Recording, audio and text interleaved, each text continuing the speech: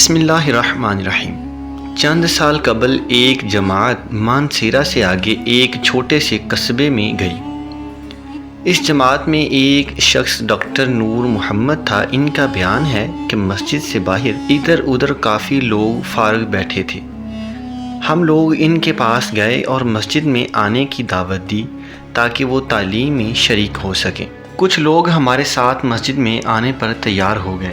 ایک صاحب نے کہا کہ میں نماز کے وقت آؤں گا اور نماز کے بعد عذاب قبر کا ایک واقعہ آپ کو سناؤں گا۔ چنانچہ ظہر کی نماز کے بعد یہ شخص ہمارے پاس بیٹھ گیا، اپنا تعارف کروایا کہ وہ ریٹائرڈ فوجی نوجوان تھا۔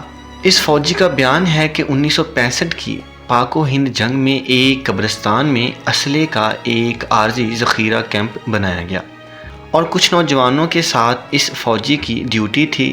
دن کا وقت تھا اور کوئی خاص کام نہیں تھا، چنانچہ اس نے قبرستان میں گھومنا شروع کر دیا۔ اس کا گزر ایک پرانی قبر کے پاس سے ہوا تو یوں محسوس ہوا جیسے قبر کے اندر سے ہڈیاں ٹوٹنے کی آواز آ رہی ہے۔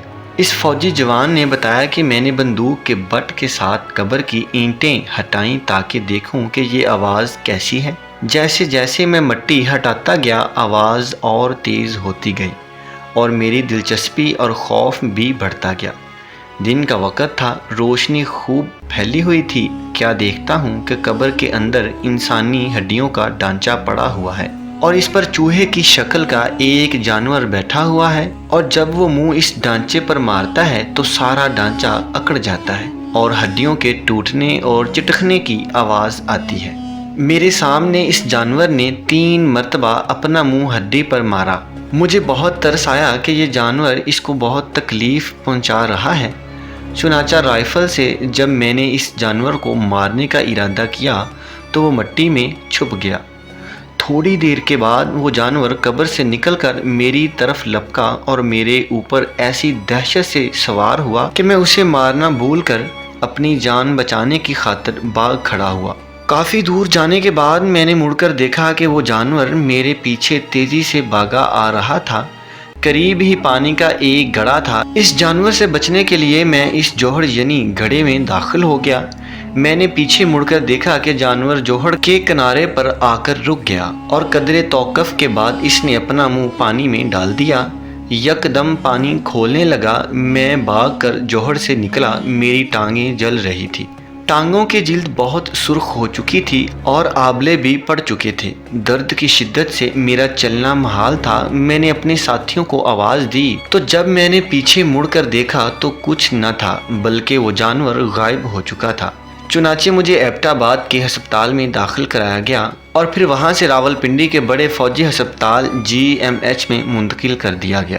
میری ٹانگوں کا گوشت گلنا شروع ہو گیا اور ہر وقت بدبودار پیپ اور خون رستا رہتا۔ کسی علاج سے افاقہ نہیں ہوا۔ مجھے علاج کے لیے امریکہ بھجوایا گیا مگر مرض بڑھتا گیا۔ جوں جوں دوائی لگائی اور گوشت جاتا رہا۔ اس وقت دونوں ٹانگوں کی صرف ہڈیاں بچ گئی ہیں۔ گوشت آہستہ آہستہ گل کر علیحدہ ہوتا جا رہا ہے اور ہر وقت مردے کی سی بدبو آتی رہتی ہے۔ پھر اس شخص نے ہمیں اپنی دونوں ٹانگیں دکھائیں جن پر پٹیاں بندھی ہوئی تھیں۔ اللہ معاف فرمائے، اللہ تعالی ہمیں قبر اور جہنم کے عذاب سے محفوظ رکھے۔ بے شک بعض دفعہ اللہ تعالیٰ لوگوں کی عبرت کے لیے دنیا میں ہی اپنے عذاب کا مشاہدہ کروا دیتے ہیں، جیسے کہ اس واقعے میں آپ نے سنا ہے۔ اللہ تعالیٰ ہمیں نیک اعمال کرنے کی توفیق عطا فرمائے۔ آمین ثم آمین۔